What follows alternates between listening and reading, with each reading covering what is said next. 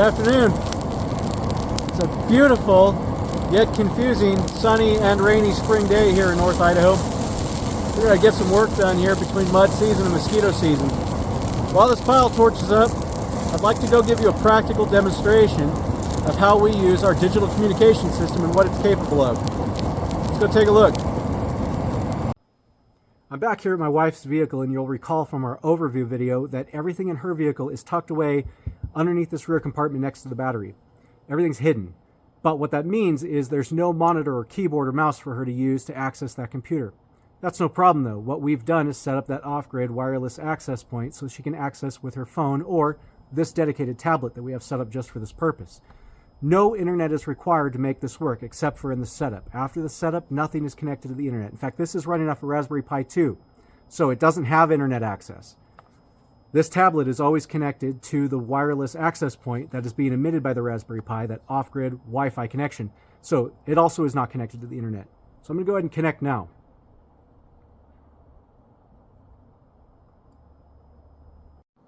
It's going to be nearly impossible for you to see the screen of this tablet. However, I'll do my very best. Here in the corner we have that Real VNC viewer.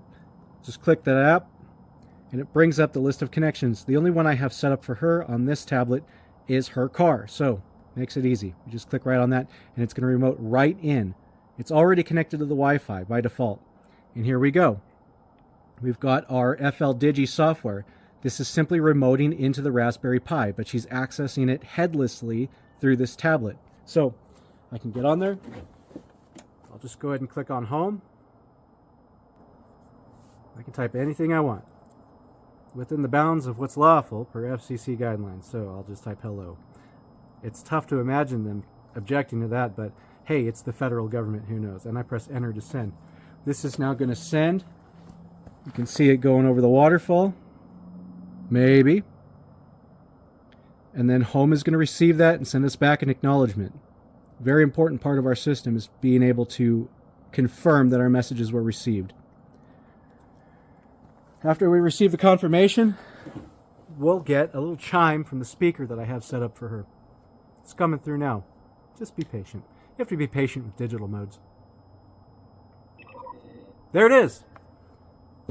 We've gotten extraordinary distance out of this system. Line of sight seems to be optional with digital modes. We're using 2 meter, which is available to that lowest level of licensure for the amateur radio spectrum.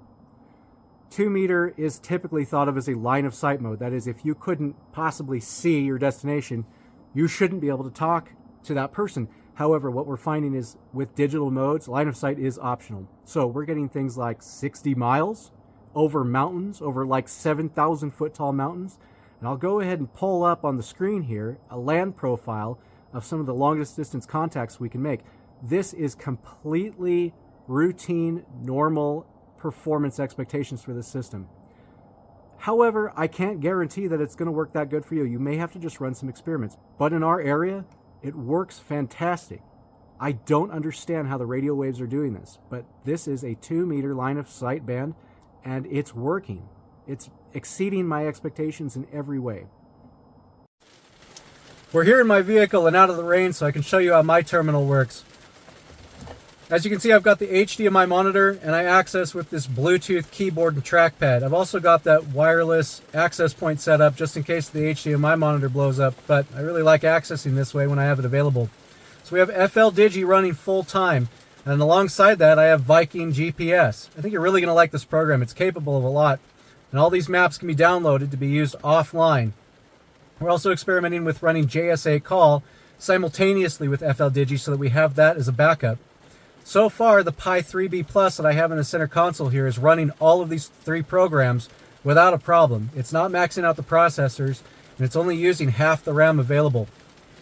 So let's send a message to home, routed then to my wife's car, just as if I was really far north and she was really far south, and we needed to relay off that central hub a message that whole distance that we couldn't otherwise make direct.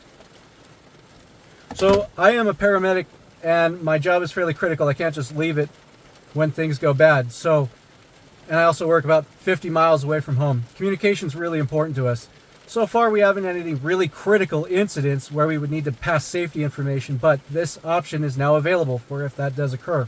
And I think that's what a lot of us radio users are preparing for.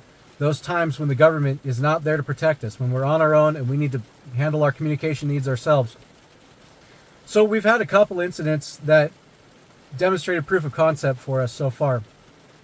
Back in January or December, we had a extended grid down situation where it was super foggy. I responded to a car crash into some electrical infrastructure, and that knocked out some electricity for part of the county. That's not really the biggest problem. But while I was on that call, at the exact same time in the county south, somebody slammed into some communications infrastructure, and that wiped out all of the comms north of there. I didn't even know there was fiber optic stuff above ground, but apparently there is, and you can smash a car into it and it wipes it out for like a day. So we were able to continue talking. There's our acknowledgement. So this communication went to home and then to my wife's car, and then the acknowledgement went back to home and then to my car to let me know that the message was received. So we were able to talk for that entire time that the communications network was down. And I found a lot of comfort in that, knowing that even if things were really bad, we could still pass safety information and coordinate with each other so that everybody can stay alive and healthy and happy.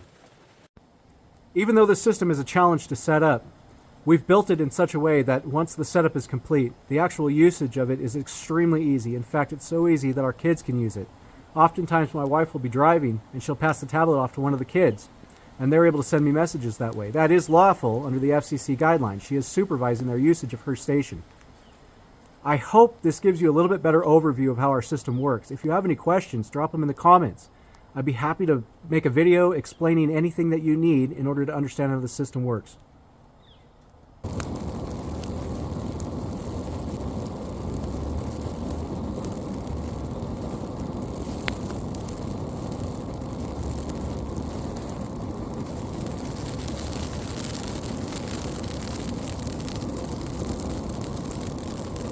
So I was talking to my kids earlier today about radios and life,